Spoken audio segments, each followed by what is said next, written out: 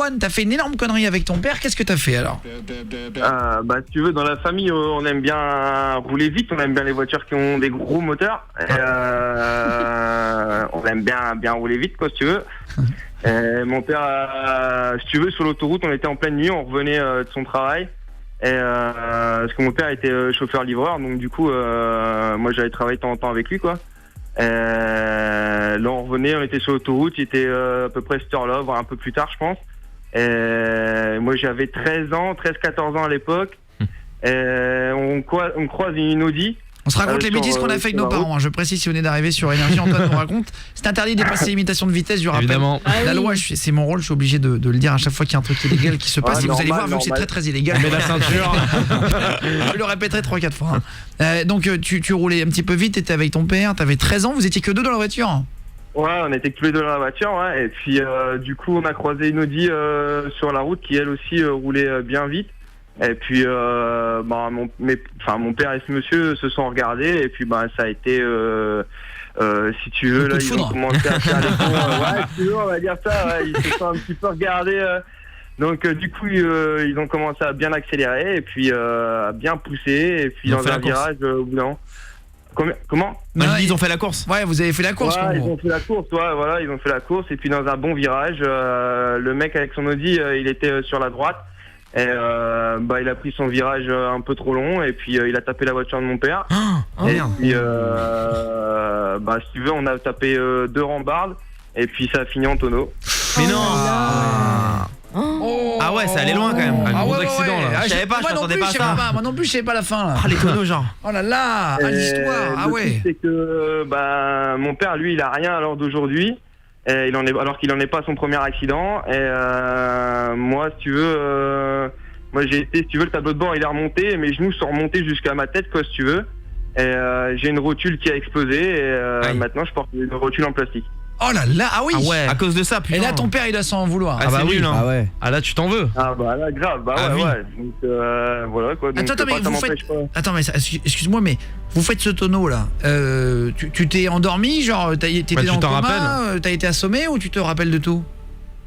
Moi je me rappelle, si tu veux, moi je me rappelle du premier tonneau, allez peut-être du deuxième, je me rappelle plus parce qu'il y a j'avais 13 ans, presque 14 ans à l'époque. Moi je sais que je me suis évanoui et que je me suis réveillé à l'hôpital le même jour, le soir même, mais plusieurs heures après, quoi. Et là, quand t'es papa, va expliquer ça à ta femme. Alors, Tu vas rire, ouais. il n'a plus de genoux parce que je faisais la course avec lui avec une Audi, voilà. Et accessoirement, il n'y a plus de voiture. Et en plus j'ai perdu donc je suis très content. Mais bon, j'ai gagné, chérie. Chérie, c'est putain. T'imagines le père des. Il faut lui avouer de toute façon. Attends, et ton père, il s'est excusé qu'est-ce qui s'est passé? Ouais, bien sûr. Ouais. Mon père, c'est fou, il a tout fait, il fait encore. Non, mon père, il est. Il t'a fait un cadeau. Parce que là, du coup, pour le boulot et tout, tu travailles dans quel domaine, toi, Antoine, tu nous as dit? Cariste. Moi, je suis manutentionnaire. Mais comment tu fais pour porter un truc si t'as plus de genoux? Si, j'arrive quand même, je peux plier les genoux, je peux aller au foot si tu veux, je peux aller faire la natation. Après j'ai fait beaucoup de rééducation. Ah mais quand même, hein. Ouais, puis j'en continue encore un petit peu, enfin beaucoup moins depuis 1 ou 2 ans, mais je continuais quand même à aller souvent à la piscine, j'y vais de temps en temps encore, et puis parce que ça fait énormément du bien, donc et puis on va courir, faire quelques abdos avec ma femme, donc c'est quand même incroyable ton histoire. Et le monsieur dans l'Audi là, vous avez fait la course avec ton père, on se racontait les conneries qu'on a fait avec nos parents. Comment ça s'est passé pour le gars en face? Le gars lui il s'en est sorti indemne. Ah, et que toi en fait qui a... aussi, il y a moi qui a morflé. En fait, comme j'étais t'avais pas ta ceinture? 13 ans, si j'avais ma ceinture, mais à 13 ans t'es fragile, quoi, je veux dire, tes os ils sont quand même beaucoup plus fragiles que maintenant. Donc t'es en pleine croissance, Tu fais un tonneau de toute façon. Après ça dépend ça dépend de la position que t'as, et de la chance que t'as aussi. Il suffit que ta voiture elle tourne sur un caillou, il sait rien.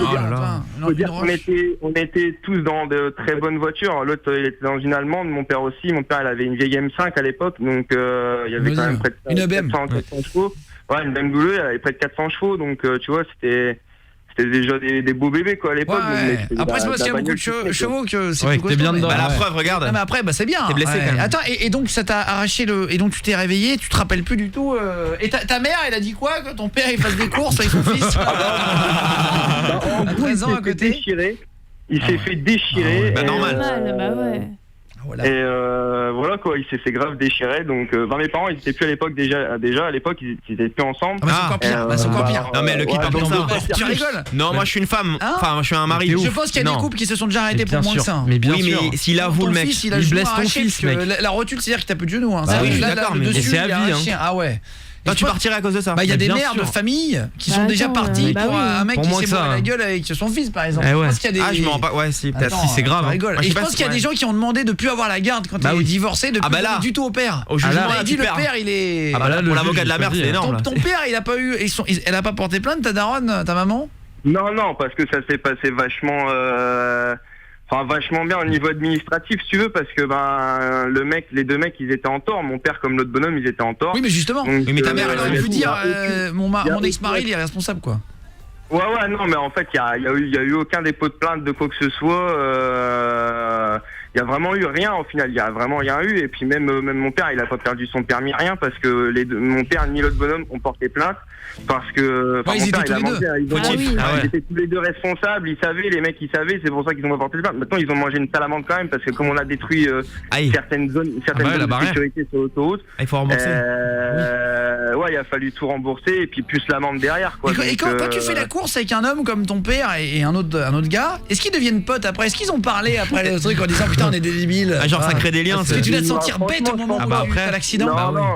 Non, je pense pas. Après, ils se sont parlé bien parce qu'au final, pas tout de suite. Mon père, quand plusieurs jours après, je sais qu'il y a eu des mots quand même parce que mon père, faut savoir qu'en fait, mon père, c'est quelqu'un qui conduit extrêmement bien et parce qu'il a l'habitude de faire de la piste et tout le bordel. Ouais, après c'est pas lui qui a tapé à la base donc il est pilote auto ton père?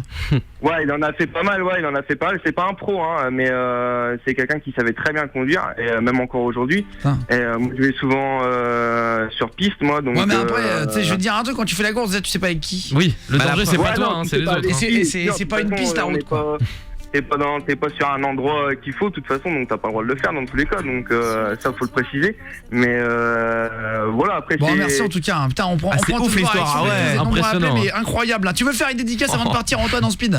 Ouais, je veux bien à Cameron et JB qui m'écoutent et mon pote Sully qui est comme mon frère, donc voilà. Voilà, et ça lui fera plaisir. Voilà.